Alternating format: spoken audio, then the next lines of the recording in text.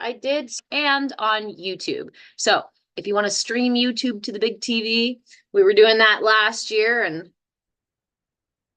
I guess I did stand on YouTube. Hold on a minute. If you want to stream YouTube to the big TV. See? Told you. Proof. Okay, just a minute.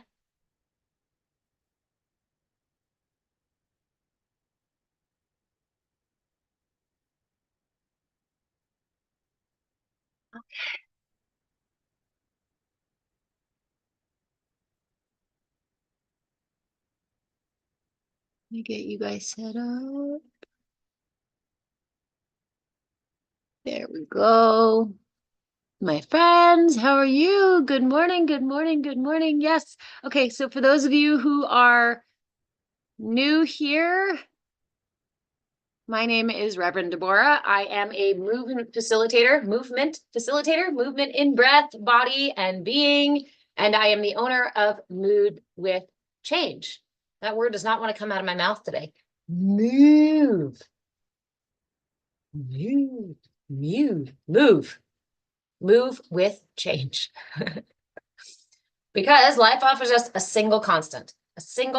There are lots of other things that we can definitely rely upon, but change, you can even avoid taxes, but you can't avoid change. So these are our Bhakti Bites classes. Bhakti is a Sanskrit word that means devotion. So devotion to what, you ask? Devotion to simply self-care.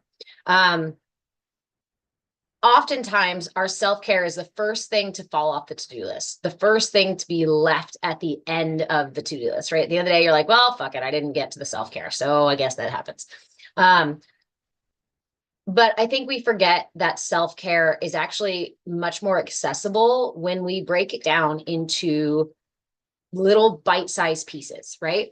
5 minutes here, 10 minutes there, just 5 breaths, right? That's not even 5 minutes, just 5 breaths when you need it, just 30 seconds. Holy moly. Sometimes the most effective forms of self-care are these little bite-sized in the moment things that we use, these tools that we use in the moment to bring ourselves back to the present moment, to bring ourselves back into balance, and to bring a little peace of mind, right? To body, heart, and mind.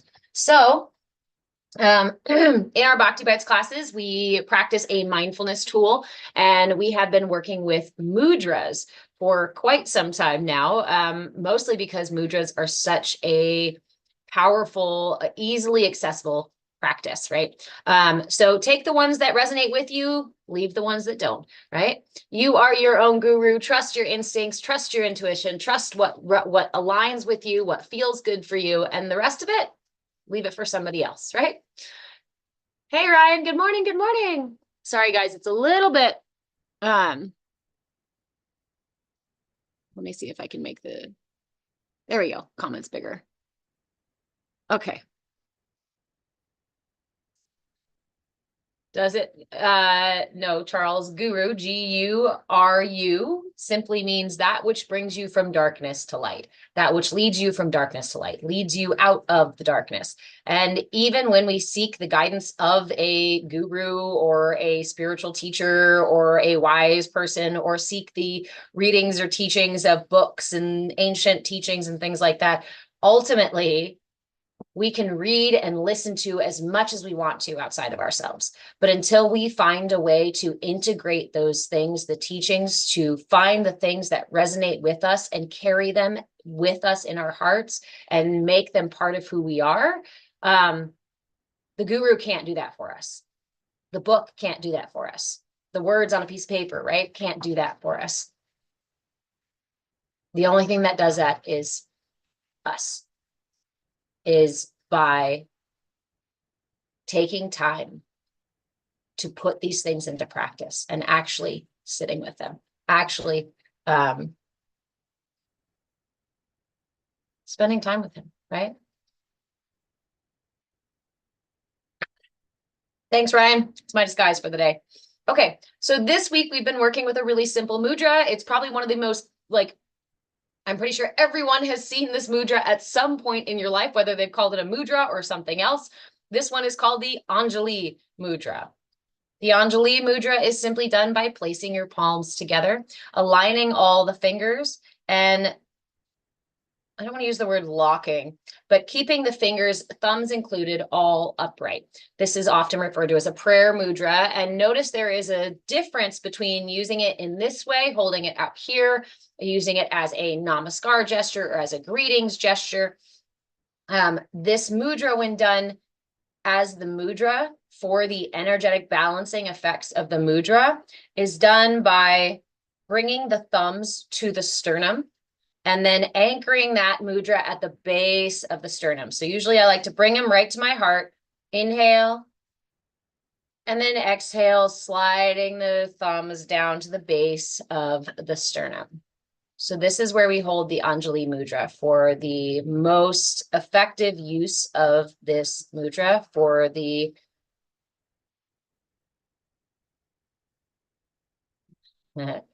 balancing effects of this mudra. So the reason this is one of the most common is because it is a very powerful balancing tool, centering tool. It's calming to the body, to the mind, to the energy body.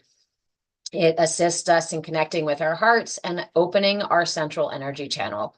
I often imagine bringing two pieces like the yin and the yang, right? Bringing two pieces, darkness and light, masculine, feminine, two ends of the spectrum together and creating a union.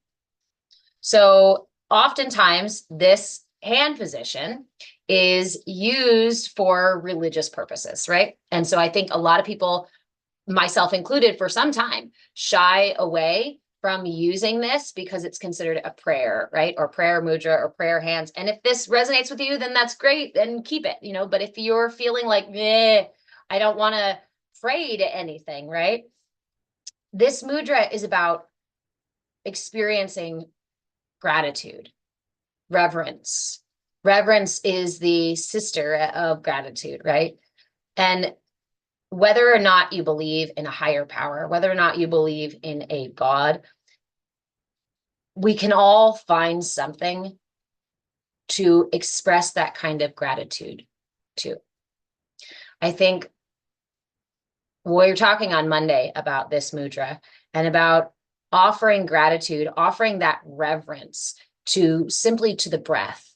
Because if you think about it, without that breath, we would not be here. The inhale, the exhale is a dance of life with the universe, right? We exchange our breath with the trees. That inhale and exhale lifts our heart, rises and falls on our breath consistently throughout our entire life. Yes, the rhythm changes and whatnot, but without that breath, we would not exist. So regardless of what your beliefs otherwise are, I think we can all appreciate the fact that our breath is required for life, is a life-giving force that flows through us. Similarly, so we did that on Monday, right? We sat with the, good morning, Billy. We sat with the breath and this mudra. So today I'd like to sit with the heart and this mudra, because as with the breath, without the heartbeat, we wouldn't be here. So when you are ready to join us for this brief meditation, go ahead and find yourself a comfortable spot. You can be seated, you could be lying down, you could be taking a walk. Just make sure that if you're driving a car, you pull over because you need both hands for this mudra. And I'm going to suggest you close your eyes. If you're uncomfortable closing your eyes, it's okay to leave your eyes half open or even open all the way. Some of us have difficulty relaxing when we close our eyes like that. And you may not be in an environment where it's available to you. So again, modify the practice for what you need, where you are right now. Honor where you are in the moment. And then if it's available to you, go ahead and close your eyes as we begin. Okay. First, deep breath in through the nose, pulling the breath through the nose, through the lungs, and down into the belly. And sigh it out. Inhale again, lifting the heart and elongating the spine.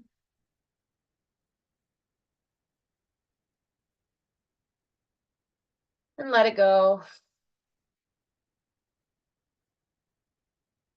Inhale once more, expanding the rib cage in all directions, front, sides, and back.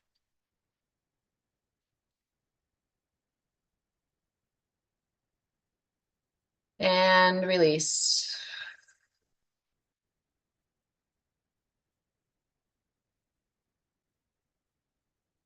I invite you to go ahead and bring your palms together in the Anjali Mudra, again, otherwise known as prayer hands, palms together, fingers aligned, all upright, fingers upright, anchoring the thumbs to the base of the sternum. And once you have your mudra, I invite you for a moment to just follow the breath. Follow the inhale all the way to the top. And follow the exhale all the way to the bottom.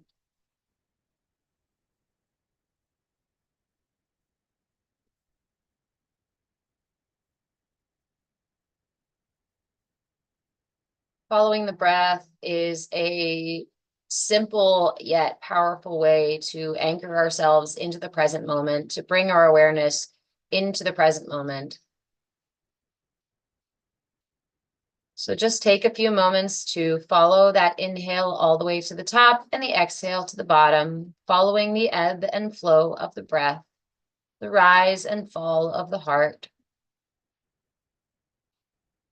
the expansion and contraction of the rib cage.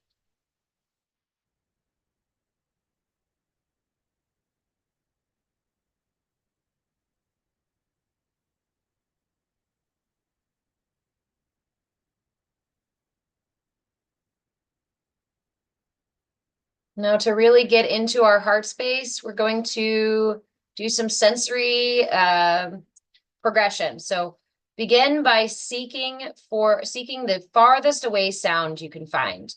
Reach your hearing to the farthest away sound that you can possibly perceive. Continue with your slow, steady breaths. Again, turning your attention to the farthest away sound that you can perceive. Give it all of your attention, all of your awareness, all of your focus, searching for or listening intently for the farthest away sound.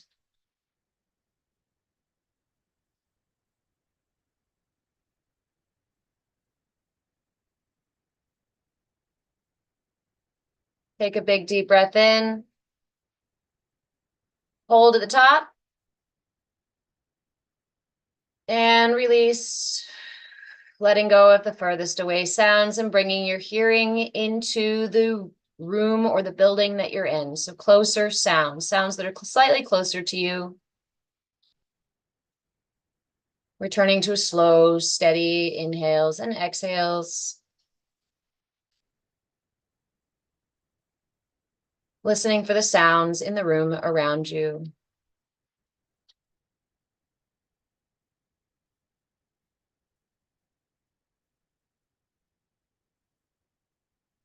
All of your attention, all of your awareness on the sounds in the room around you.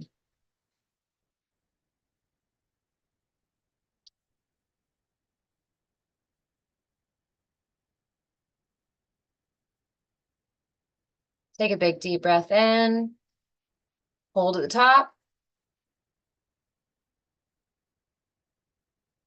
and let it go. And move your hearing to the sounds immediately beside you. Is there any sound that you can perceive that's happening right beside you, right above you, right underneath you, just outside of your body?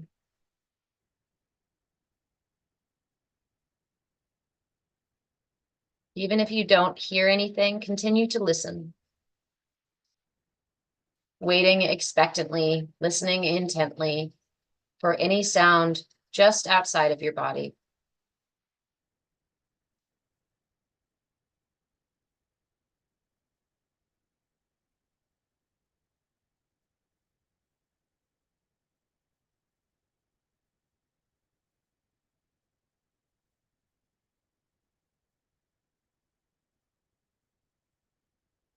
Take a big deep breath in, hold at the top,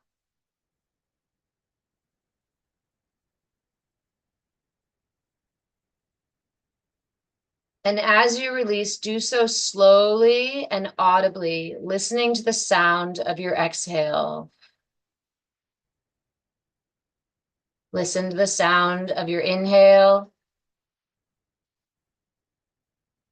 Listen to the sound of your exhale. Take a few breaths, audibly inhaling and exhaling through the nose and mouth.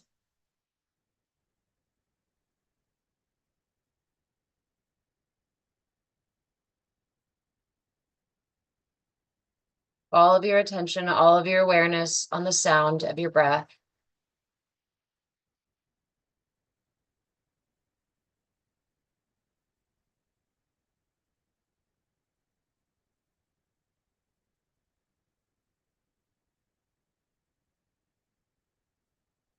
And take another big, deep breath in all the way to the top and hold at the top. And in this holding moment, listen for the sound of your heartbeat. Begin to slowly release the breath as quietly as possible, listening for the sound of your heartbeat. When you reach the bottom of the exhale, inhale as quietly as possible, nice and slow and steady, listening for the sound of your heartbeat. See if you can hear your heartbeat.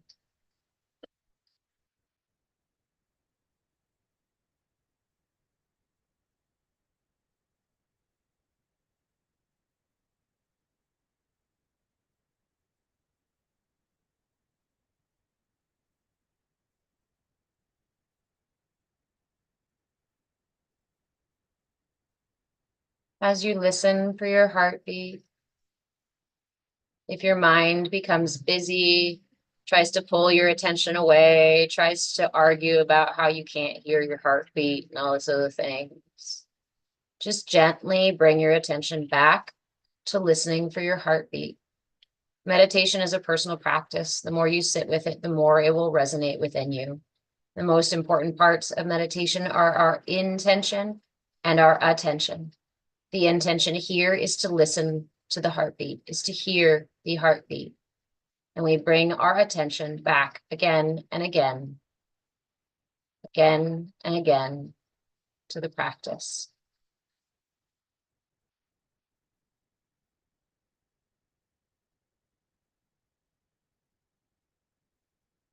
You may notice sensations, some soothing, some unsettling, some might be a little uncomfortable. As many of these as you can, just let them go. If something becomes so uncomfortable that you need to readjust yourself, please do so. Meditation is not about becoming a statue. Meditation is about being present with your experience and bringing our attention again and again back to the practice. If you have a discomfort that is causing your attention to be pulled away so severely, it would behoove you to readjust so you can return your attention gently to the practice. Just listening for your heartbeat.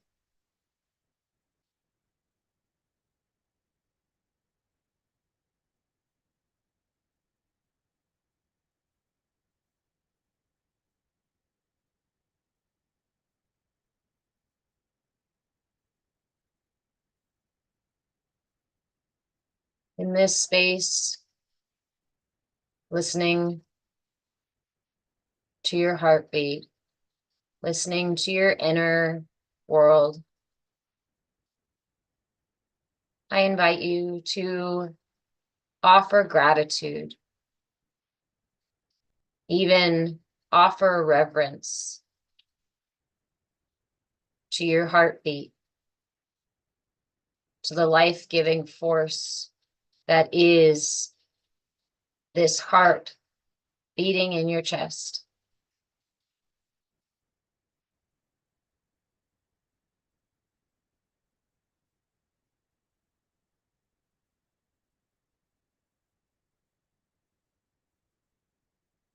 Offer gratitude for this practice.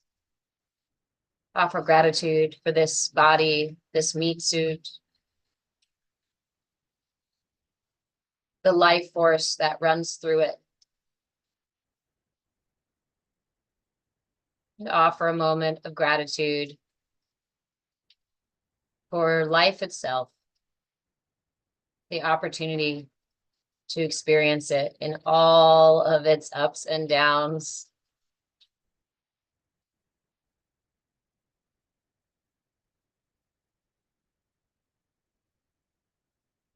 It's just a ride.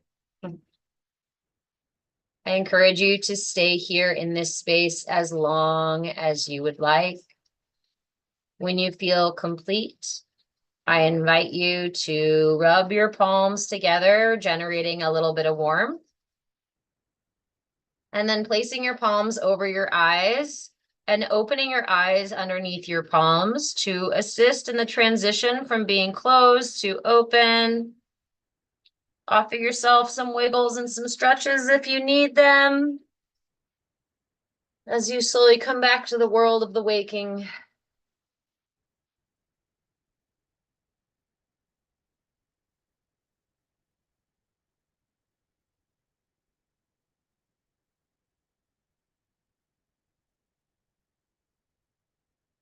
So, first mudra of the year. Thank you for the follow. Our first mudra of the year is a simple, right? Such a basic practice. The most common mudra, right? Mudra even that is used in different cultures. Mudra that is used without being a mudra.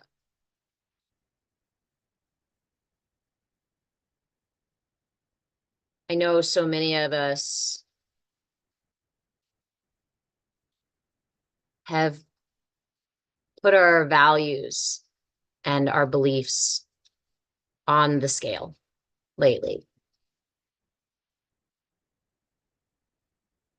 Maybe not even lately. Maybe it's been years that you've been weighing these things, taking stock of these things, reevaluating these things, and wondering what place they have in your life and whether or not there's something we want to keep carrying, right? Does this thing really fit me anymore? Does this thing really soothe me and bring me comfort, or does it bring me distress and frustration?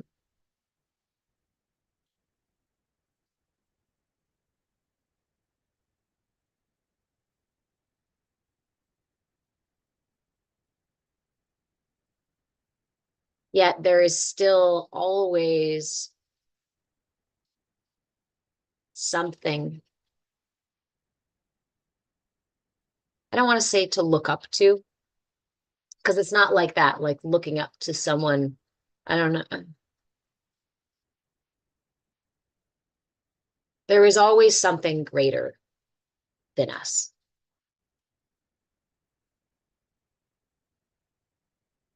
Whether it be the cycles of the day and the night, whether it be the inhale and the exhale of the breath that continues moving through our body even when we're unconscious. It may be that steady beat of heart that has been there since before our body was even done like growing, right? In each moment, with each inhale, I begin again. With each heartbeat, I begin again. Those Zen concepts, right? That every moment is now. Every moment is the moment. When I was young, I started studying other religions as a teenager, and I remember that was one of my favorite things to do to people. Is I was like, "Yeah, I'm studying Zen." Zen talks about how all that matters is now, and now, and now, and now. I was a punky teenager like that. uh,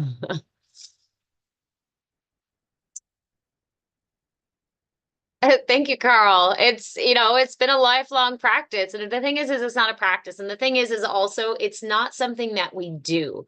Ascension, I don't believe is something that I mean, yes, we participate in. Yes, we can facilitate it. Yes, absolutely. But I think it's something that it's like by nature, the nature of nature is growth. The nature of love is expansion, right? So the nature of humanity is ascension. The nature of life is to continue that spiral of life, the Fibonacci spiral, up, out, bigger and bigger and bigger, or smaller and smaller, right? Which way the spiral is going, or both, moving in some quantum physics concentric circle sort of. But it is not my doing that makes it happen. It is my being. It is my surrender. It is my allowing. It is my presence. Thank you, friend. It is my acceptance. I'll tell the story again that I really, really love. Written by one of my favorite authors, Richard Bach. I should just buy this book again because I've given away so many copies, but I'll tell you guys the story this time again. Um, on the bottom of a river lived all of these little creatures. In all of their existence, all of time that these creatures have existed, they cling to the bottom of the riverbed, right? They cling to the rocks, they cling to the reeds, they cling to whatever they can for dear life. As the flow of the river rushes over them, constantly rushing over them, constantly creating this push and pull, this fight, this battle for their life, right? They exist to survive. And there's always got to be one, always has to come around who goes, I can't do this anymore. I can't just cling. I can't just survive like this. There has to be more. And the river seems to know where it's going. There's got to be something down there. I'm going to let go. And everybody else goes, no, please don't do it. It is all we've known. And anyone who lets go, every single time, what happens? What do we see them do? And this one says, well, they get dashed upon the rocks, right? As soon as they let go, the river takes them and smashes them into the rocks and they disappear and we've never seen them again. Exactly. Don't do it. We know what happens. And this one says, yeah, but what about after that? We see that, but what about, I can't do it anymore. I'm going to let go. No, I'm going to let go. No, I'm letting go. Finally, sorry. Finally, he lets go. Finally, this one lets go. And what happens? But the current of the river takes him and smashes him into the rocks and pulls him through the reeds and pulls him away out of sight from those he has known all of his life. But just as the river took him out of sight, the current began lifting him off the riverbed, away from the rocks, away from the reeds, floating effortlessly downstream. And as he floated, not only did he see new, beautiful, exciting things, but he came across others who were clinging to the rocks for dear life, for their very survival. And when he floated by, they looked up and they yelled, Messiah! And he said, no, I am just like you. All you have to do is let go. Just let go. Just trust. I know it's scary. Just let go. And they said, no, no, no, no, no, we can't let go. You're the Messiah. That's why you can't. And so they stayed clinging to the rocks, even as the river took him away, because he did not cling again. He allowed the river to carry him and effortlessly moved through his life and grew in ways and understood things that no other creature like him ever had, because he was willing to trust, because he was willing to trust the flow of life, because he was willing to surrender, because he was brave enough to allow his curiosity and his willingness to guide him rather than his fear. And Anne says surrender seems to be a repeating message right now. 1000%. One of the things I've been saying lately, especially with so many of the other things happening with our planet and as a collective, is that I've been doing this work for a long time in my life, and a lot of it has felt like slow moving, trudging.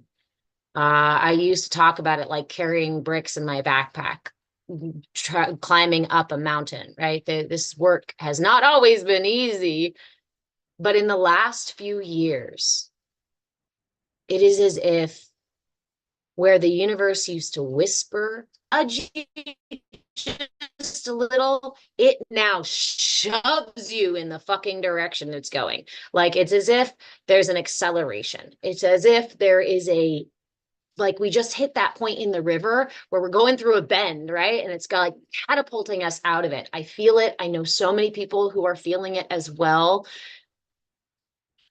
If it feels right to you, lean into it.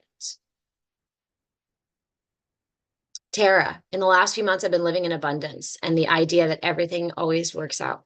I have also had abundance hit me like the rainstorm started to show up in my life. And a big, big, big, big, big, big, big, big, big part of that is trust and surrender.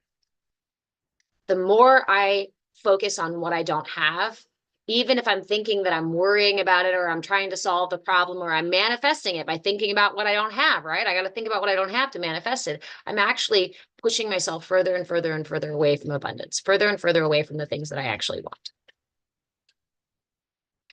The most powerful moments of manifestation for me have been when I have simply asked the universe for what I need and then let the request go. And then kept my eyes open for what I was requesting. Because it doesn't always come in exactly. Remember what we were saying last night? It doesn't know, you're not always going to get a letter from the universe stamped and dated with your name on it that tells you exactly what needs to happen tomorrow or that answers your request, right? The universe does not always speak so clearly, but it definitely has been speaking more loudly and has been speaking more clearly to many of us. And we can see it in the way that it manifests in our lives, that our lives have been changing and evolving with almost without our doing, right? It's almost as if like, this is just happening. Did I do that? Did I do that? Was I part of that? I hope so. And if you find that life is kicking you in the ass right now, it was really hard for me for many years it was really hard for me to stop seeing that kind of interaction with the universe, struggle and difficulty and barriers and boundaries and failures and mistakes and all these other things. I saw all of that as if the universe was attacking me, as if the universe was out to get me, as if the universe didn't like me, right? Like something was wrong with me. The universe is like, I don't get to manifest. I don't get to do what I want, right? Years later to look back and realize that all of that was simply redirection. It was as if, I think of it like bowling sometimes. You've got a place to go, alley, right? You want to hit that strike. So when you throw your ball down that lane, or you put yourself down that lane, walk down that path, and you start to veer off. Nice, Tiffany. You start to veer off the path. What happens? You fall in the ditch. Life is set up really similarly. And I think sometimes life lets us fall in the ditch. Sometimes life has bumpers and puts up the bumpers just enough for us to get bumped back in. And we're like, oh, okay. I hear you. As long as we listen to the bumpers, and then we really dig into the ditch, and then we live our lives in the ditch. And we go, this is how it's supposed to be. My life is in the ditch, and that's all that it is. But your path is right there.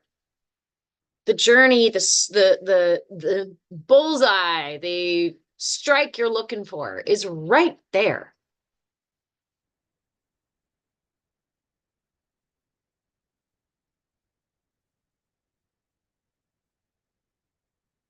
In fact, I would even say there's a gravity to it. Unlike bowling, there is a gravity to our purpose.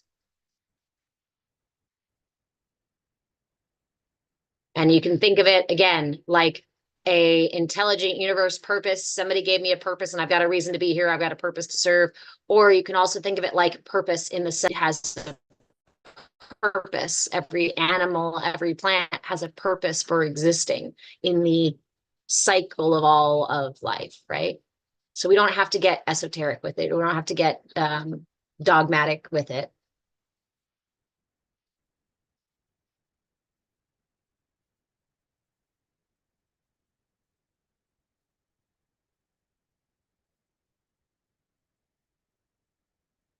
Sorry, the pirates on the pirate ship are chattering away today about how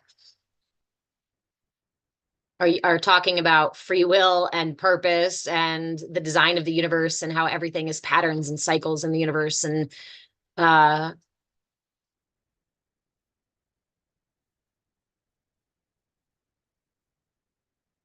free will, even in and of itself, having a purpose in the universe. But do we have free will if everything in the universe is patterned? Or is our free will patterned within that pattern to such a degree that we have movability within that free will enough to give us the illusion that we have ultimate free will? But in reality, our free will is still limited by the fact of us being simply human. So we're not completely accessible to free will, but there is will, freedom within the will that is available to us. That's what the pirates are talking about this morning. Hawk, how come you never had mascara on? That's my question.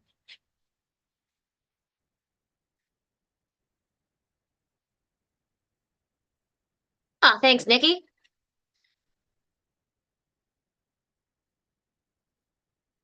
You don't have a lack of contrast. What are you, an AI who needs more contrast in my eyes so you can recognize me? You're right. I have a human face. Indeed. You have dark lashes. Oh, how wonderful. You see, I have this shade of hair, and I have this shade of skin, and this shade of lips, and this shade of color eyes, and I have this really cool eyebrow hair that like does a little curly thing over here. That I'm really proud of. I bet you don't have that. I bet you're probably like super manicured. Dark eyelashes, darling. If you don't have dark eyelashes, you must wear mascara. Oh, darling.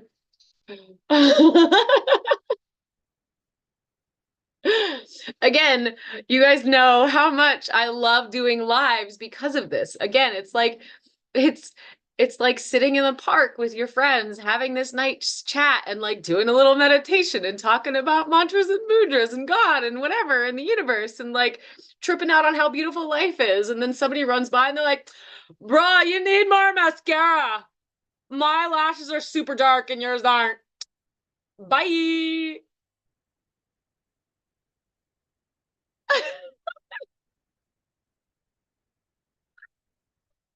sorry. I just think of the audacity. It makes me want to go out into a park and try it and like see if you would, because the thing is in public, you don't do that as much.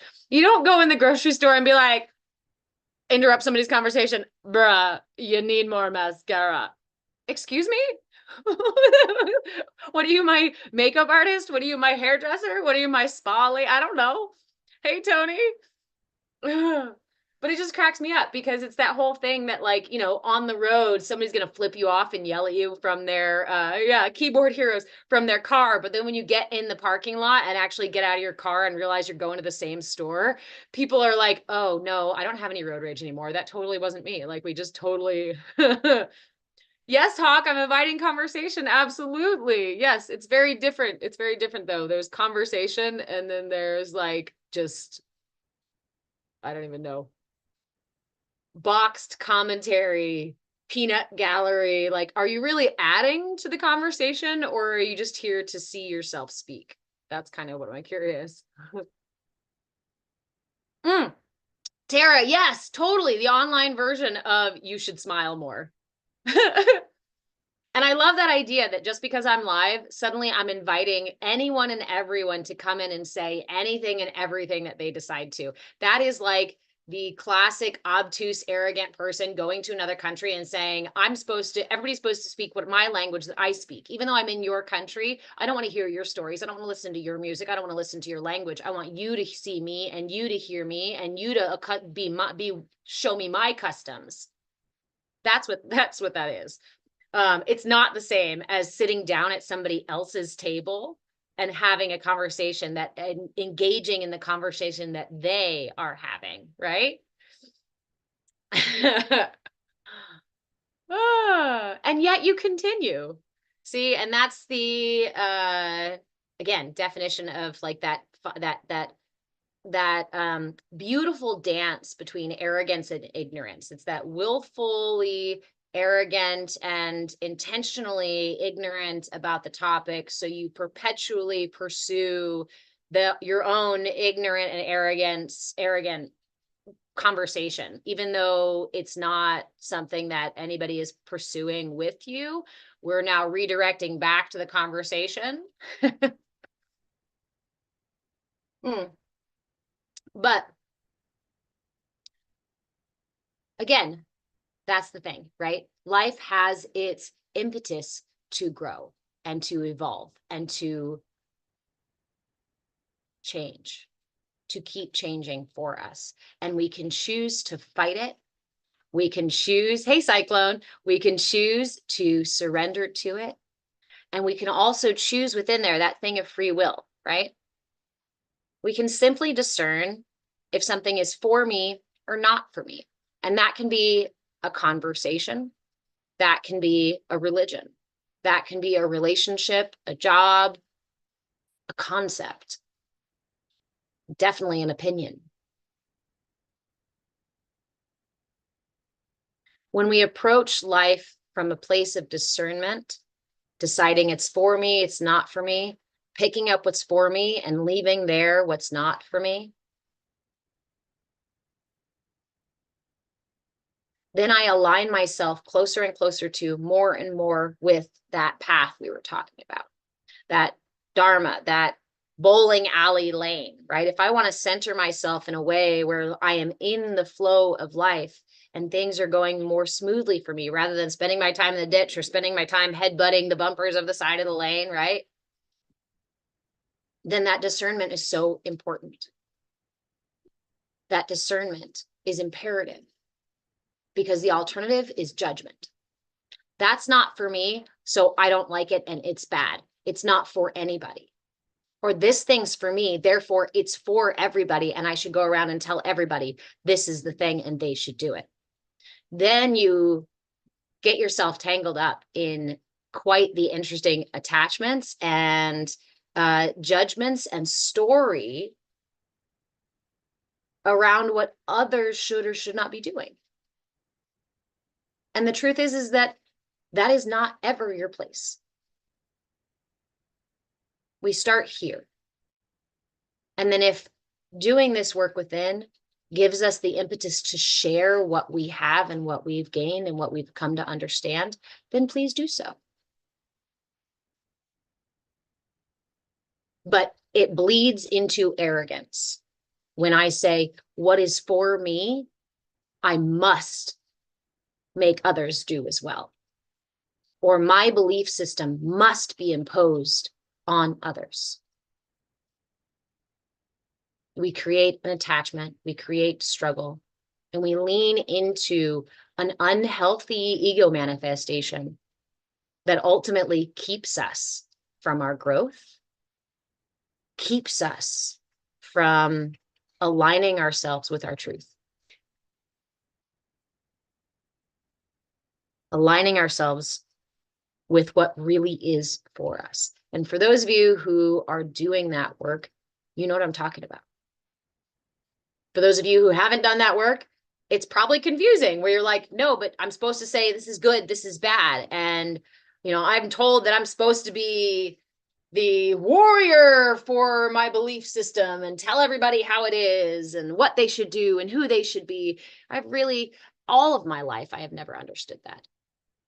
From your little corner of the universe, in your tiny little narrow perception, because we're all human with this tiny little narrow perception, what grants you the audacity?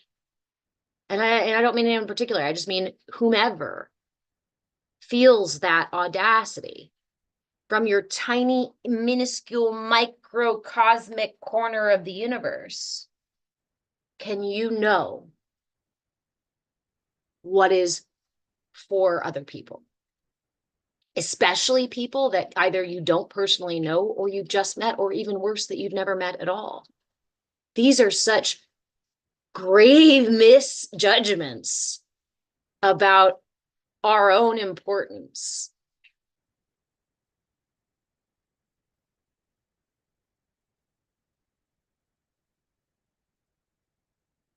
That we can end up deluding ourselves to such severity that we get stuck. And I've seen that. I've seen that in my life. I've seen people who are so stuck in that corner, so rooted in their arrogance that I'd almost say it becomes their life force, right?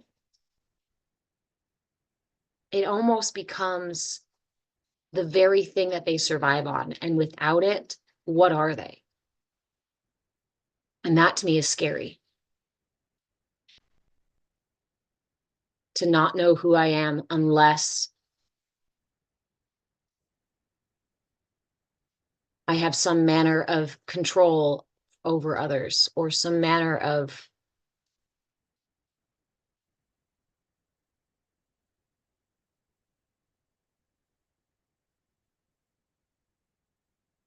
when we approach the world and others with curiosity and willingness and ultimately humility, we give ourselves the opportunity to learn and grow and to see something beautiful and to learn something potentially exciting and new and unexpected.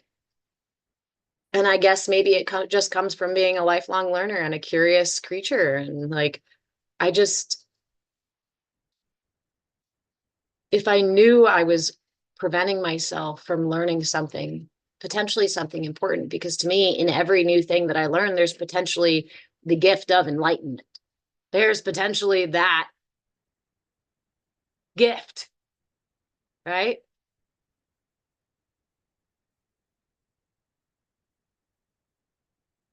So I do. I keep the open mind. I keep the open heart. I keep having the conversations. And I hope you do too. Piper, do I have crystals? I feel like that's like sorry, Piper. I don't mean to giggle so much, but I was just talking about how I really love lives, and they're kind of like being in the park with your friends talking about something, and then people come by and say different things, and some people come and join the conversation, some people try to pull away from the conversation, that kind of stuff. But you came by and I just suddenly saw somebody like in this park, imaginary park, come over and whisper, go, "Hey, You got crystals? You got like doing a deal? Sorry. Yes, of course I have. Of course I have crystals. Uh, oh, oh, Hawk, you're still at it. All that, yes, I used it as a great, it was a great, analogy. It was a great leeway back into to make the point again. So I do appreciate the fodder, that assists in linking these concepts together.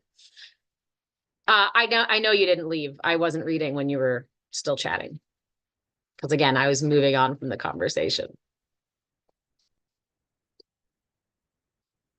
But it's kind of like having a toddler who jumps up and says, "Hey, did you see that airplane? Hey, did you see that airplane? Hey, did you see that airplane? Hey, I like the color of your dress. Hey, I like the color of your shirt. Hey, do I see me? Can you see me? Can you see me? Hey, what's your favorite color? Hey, what's your favorite color?"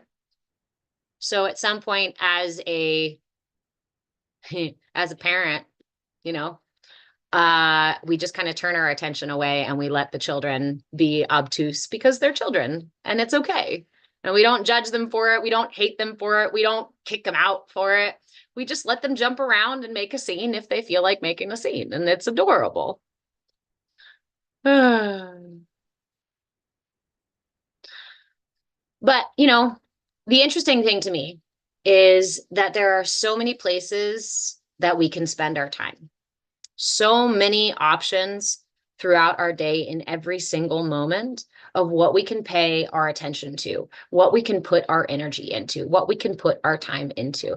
And it really boggles my mind because I try to intentionally put my attention and time into doing things that make me feel good, make me feel expansive, make me bring me more peace, right? That kind of stuff. But I'm always intrigued by folks, especially in this setting, who seem to intentionally continue, hey D, to like pursue something that is like obviously either a disruption or being obtuse or yeah, but I like what do you get out of it? Does it serve you in some way or does it like just feed your ego? Because that's all I see is like it being an ego attachment and fueling a kind of narcissistic personality disorder of like everybody look at me, everybody pay attention to what I'm saying. Right? You could do your own live. Yeah. You like to see how I react to yeah, to confrontation. Okay. I don't really do confrontation, but I'm happy to have a discussion about the topic of mascara. If you'd like to have a discussion of the topic of mascara, it's not my usual topic here in Bhakti Bites. Um, if you're attempting to goad me or wondering if you've upset me, unfortunately, my friend, no. I come to do these to, it actually is a great opportunity for remaining centered, for keeping myself balanced, for practice, I guess, you know, for those times where I go out in public and there is real confrontation, not just children jumping up and down in front of you and, you know, September, isn't he great? Yes, Nadra, there you go.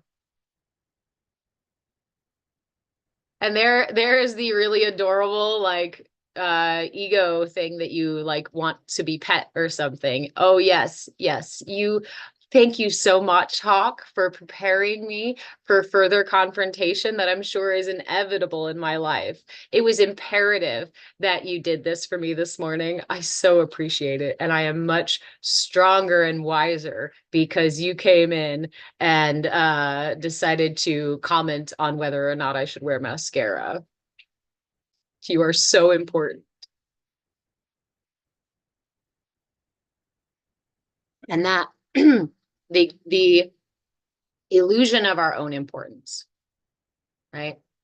I think that's it. That's where that arrogance stems from. That's where that audacity stems from, to stand in our own little corner of the of this massive cosmos and to say, I am so important everyone must listen to me. Everyone must follow what I say. Everyone must do what I do. And if you don't, there's something very seriously wrong with you and you're very seriously broken. And I'm going, and I find too, they're like, it comes from this, they're also like this place of like, ha ha, I'm going to laugh at you. Ha ha, I'm going to put you down. Ha ha. It doesn't take strength to judge others. It doesn't take wisdom to judge others. It doesn't take any kind of intelligence to belittle others. It doesn't take practice or skill to be the loudest person in the room, right? That's easy. Children can do it. What takes strength, what takes skill and wisdom and practice is to remain quiet in the face of confrontation, is to remain balanced in the face of obtuse arrogance.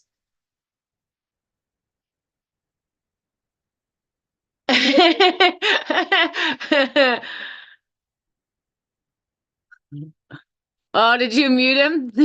Ryan. Well, welcome, Piper. I'm glad you did. Do you have crystals? I don't have hibiscus tea.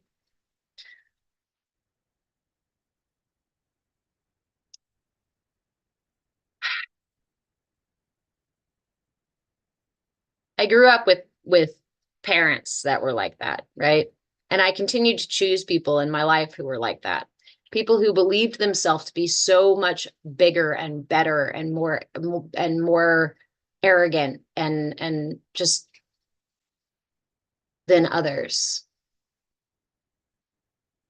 And for a while, I really did believe that that was a strength. For a while, I really did believe that that was something that like I wanted to be around them because I didn't feel confident enough to be that arrogant. I thought there was something wrong with me because I wasn't able to stand with that much confidence, with that much ego. I even actually, it reminds me of a conversation that I had with somebody many years ago where this good friend of mine, I remember talking to him about some problem at work or some problem that I was having in a relationship, some sort of discord between me and someone else. And I said to him, I go, well, every single time I have discord, every single time I'm not in agreement with somebody, I always ask myself, what could I do different? What could be my fault here? Right? What could I change? That is always my question, because the truth is I don't have control over them and I don't even know what's going on for them. So the first matter of business in any discordant situation is for me to ask myself, how did I help create this? And still is, right? Because to some degree, it's important for us to ask where we come from first, check in with ourselves first. And this friend turned to me and he said, that must be exhausting. And I was shocked. I was like, you don't do that? He goes, no, I just assume it's their fault until I find out it's mine. We're not friends anymore. That friend and I are not friends anymore.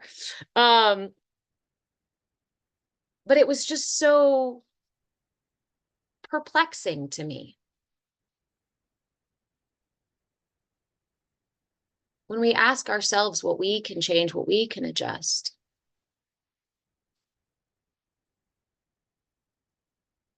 I think that was one of the biggest things that I learned in finding myself and coming home to myself, is that, you know, we don't have control over anybody else. And we can understand that. I get that, but it goes deeper. It's when I blame others for what happened to me or my situation, or even, and this goes even really, really fucking or far down the rabbit hole, if I blame them for how I feel about what they did, I still give away my power. I still give them control of the situation. Think about that, because how justified do we feel when somebody does something to us and then we have an emotional reaction to it? We feel justified because they did that to us. They caused it. Obviously, there's their behavior. It's cut and dry, right? But it's not. Well,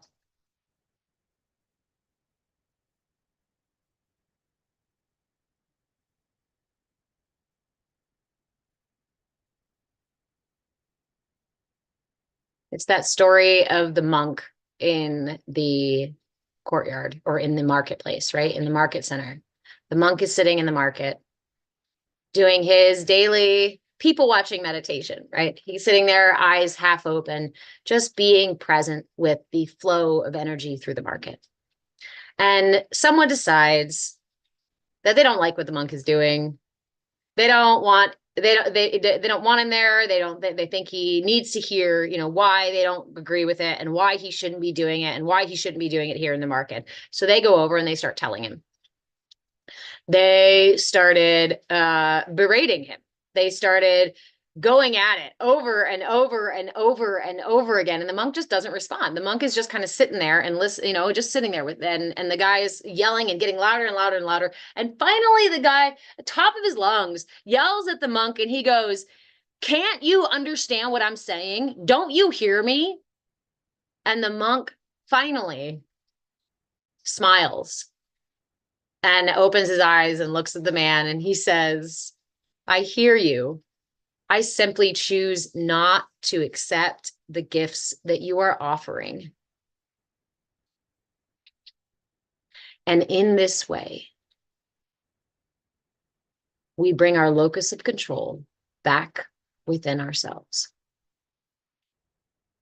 I often say that as humans, we all share a superpower, and that superpower is choice. Because even when the choices are hard, even though sometimes the choices are hard or limited or not ideal or things like that, right? There is still a choice. I still have a choice whether to be reactionary or to be responsible for the way I interact with that stimuli. Because that's all it is stimuli, internal and external skip stimuli. Katie, sorry, I did see that. There was a sticker on here that said what Potter made it, but it has since been washed off. So I am not sure. I do apologize. Sherry, and it's never about you. It's a projection. I saw some video on TikTok and somebody said it so perfectly, right? Remember that every judgment is an admission of their, our own our own conceptions, our own opinions, and our own judgments about the world. Everything that we express is a projection of our internal experience. And ultimately, all of our experience is internal experience. It is just darling, isn't it? I know. I've been wanting a potter's wheel. Oh my gosh, all my life. Actually, since I was a kid, I wanted a potter's wheel in my house. One of these days, I'm going to get a potter's wheel. But I really want to get a potter's wheel even more so now because I'm like, I'm going to put feet and arms and eyes and all kinds of things on faces. I'm about to make an entire line of tea trolls. I am in Oregon. Nadra, it does. It takes a lot of strength. Piper, you live alone in a tiny house in the woods of Northern California. I'm in Southern Oregon. Maybe we should meet in the middle. Do you want to go hang out at Mount Shasta? I'll meet you there.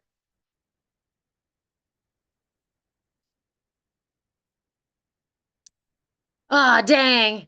I have family in North Carolina. My family could probably, they could use a visit. Oh, it does. It takes a lot of strength. And the thing is like, it also takes practice. It takes practice and it takes awareness, right? It takes the awareness to to catch it as it's happening, to even make the choice. So many times we're stuck in the cycle of reactionary triggers that we don't even realize it's happening.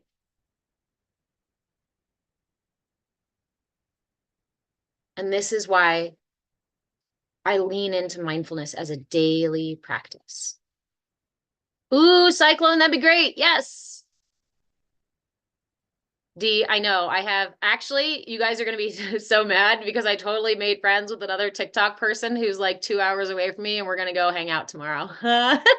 Yay. I'm finally meeting my first like actual like TikTok from, yeah, in person. Yay. But Katie, welcome. Awesome. Amazing. Congratulations. Katie, if you're interested, this is just a side note. We have been doing a 40-day Kriya. This is the Kriya for addiction.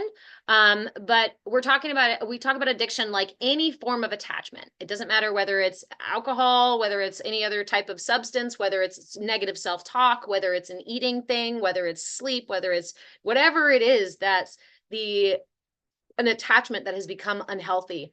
This Kriya helps us let go of these things.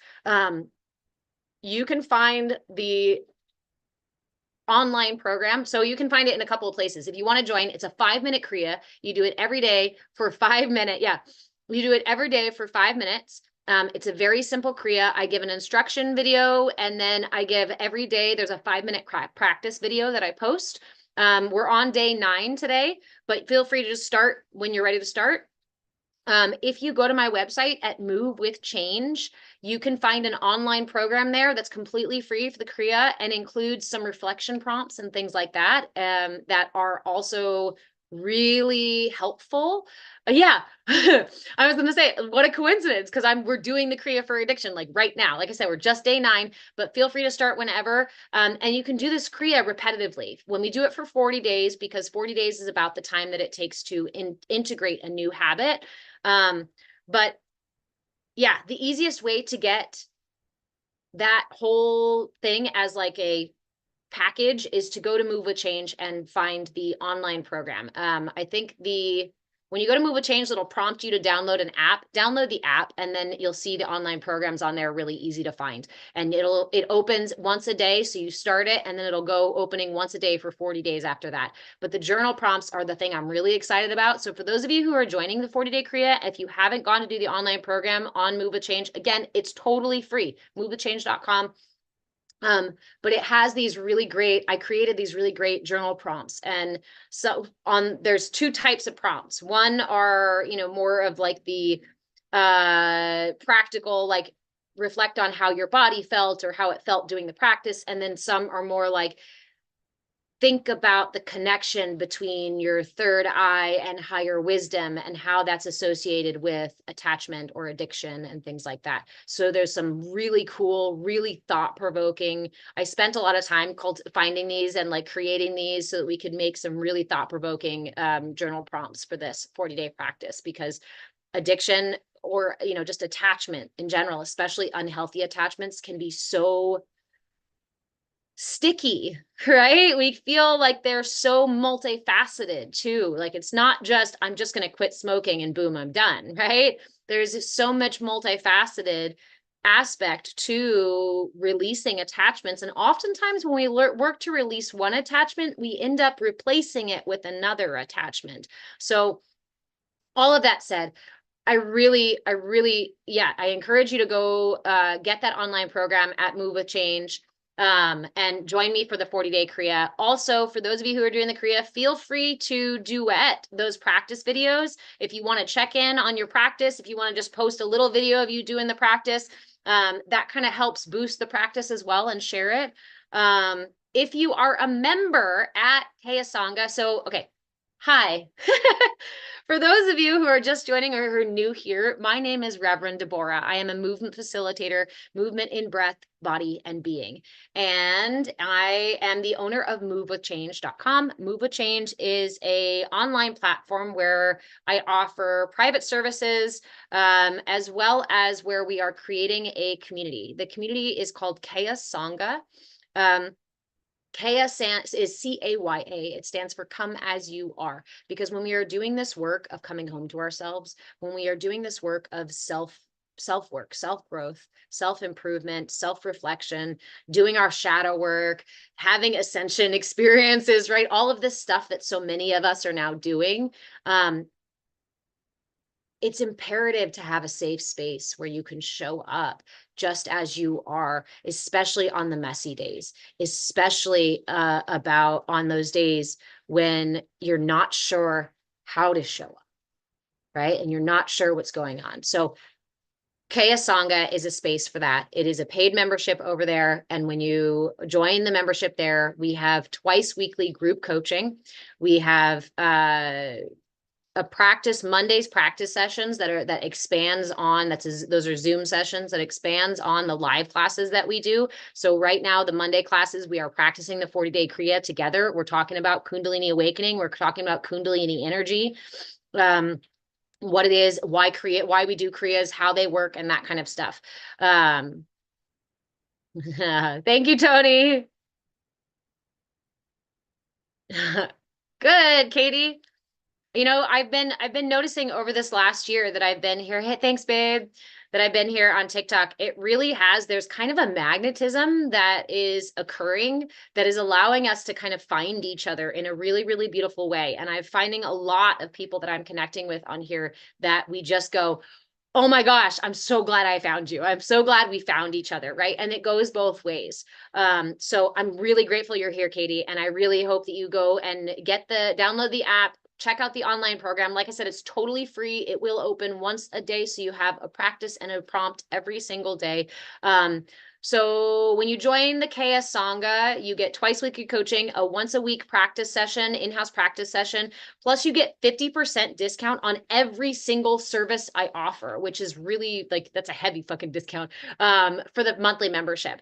That said, if you subscribe here on TikTok, you also get a free month over at Kaya Sangha, and you get twice a week subscriber only lives where we talk about astrology, we dig into your natal chart, we look at the transits for the week and whatnot. So there's a lot here. There's a lot available. There's a lot for free, and there's a lot more over at Move with Change. That said, and I'm live on TikTok or on YouTube. Woo woo, I got the tech working. So also you can find replays for these classes, the Bhakti Bites and Tiny Yoga classes. The replays are on YouTube at Move a Change. Tony, the algorithm be slapping. It really does. I know I hear people talk about their struggle with the algorithm, and sometimes I do struggle with it. I finally created 2 accounts to see what's happening with the algorithm, and I'm learning new things. But it has been really fucking bringing the right people, and I love that. Even when we have our trolls come in and try to do their little troll thing, I'm like, thank you troll for showing up, because now we get to have this conversation about this too. I don't know,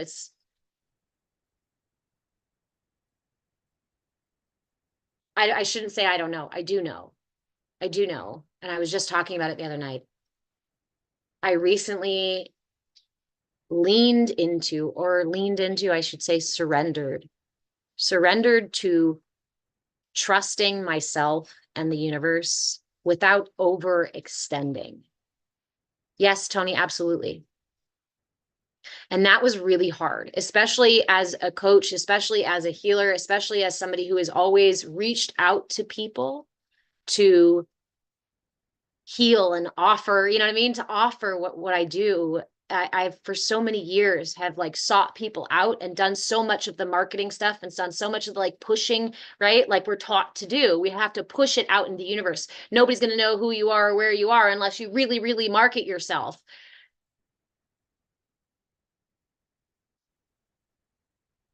And I realized that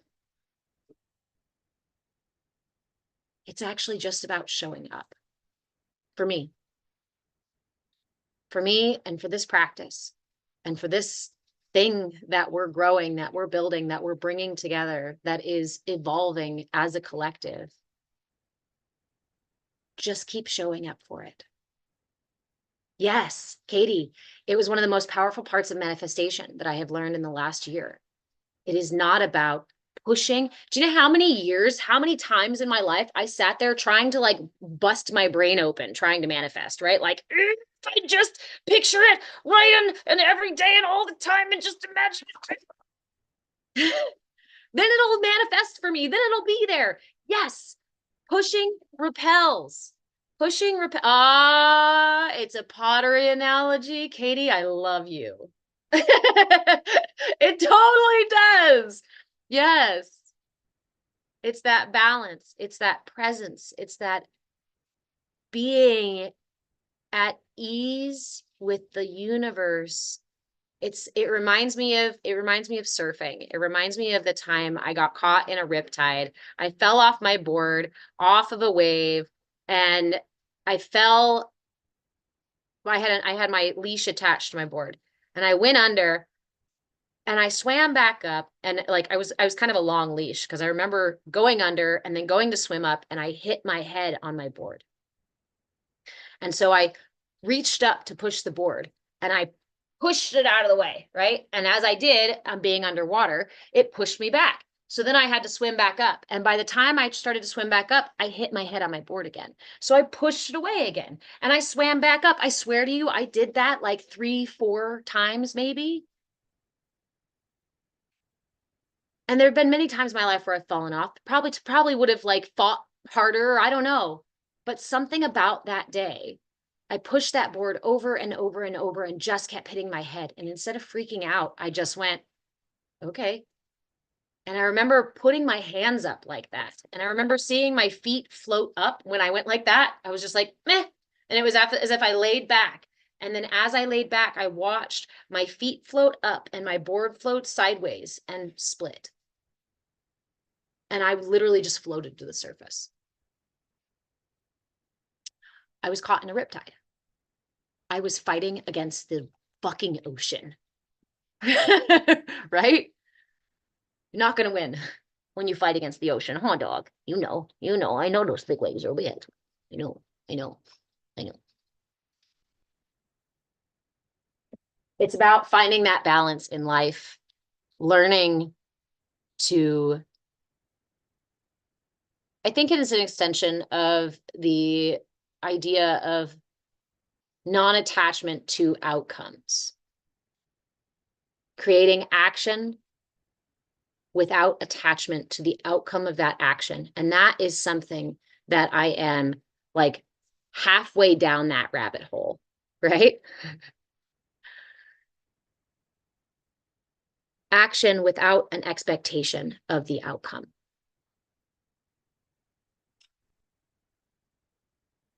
You got burrs, you got grass burrs in your furs.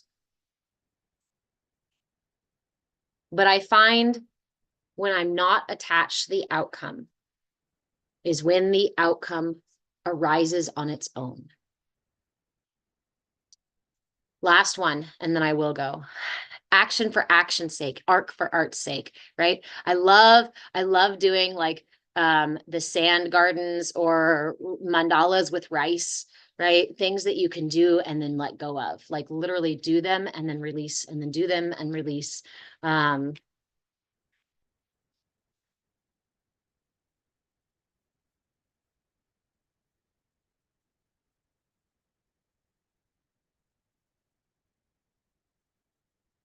Hi, puppy. What do you want? I know you don't want to go outside. It's wet. It's really wet out there.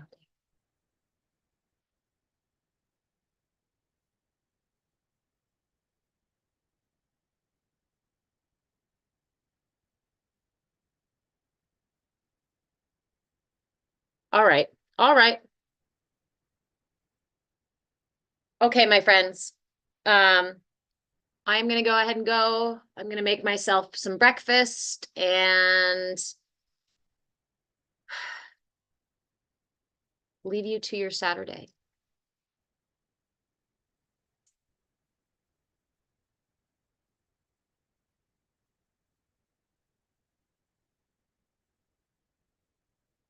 Hi, Trinity. We're just about to get off here. So again, if you guys have any questions about working directly with me, you can always send me a message here on TikTok or on YouTube. You can also find me at movewithchange.com. You can also email me at movewithchange@gmail.com. Yes, group coaching today. We're going to go right into group coaching. I need to shift it to a different time as well. We're still sorting out the New Year's schedule. So for those of you who are members at Move a Change and here on TikTok too, I apologize and thank you very much for understanding as we adjust the schedule to fit into all of our lives. Right. Okay. So for those of you who are in the KS Sangha, we are going to shift to group coaching. And I will send out the email reminder for that. Love you too, Dee.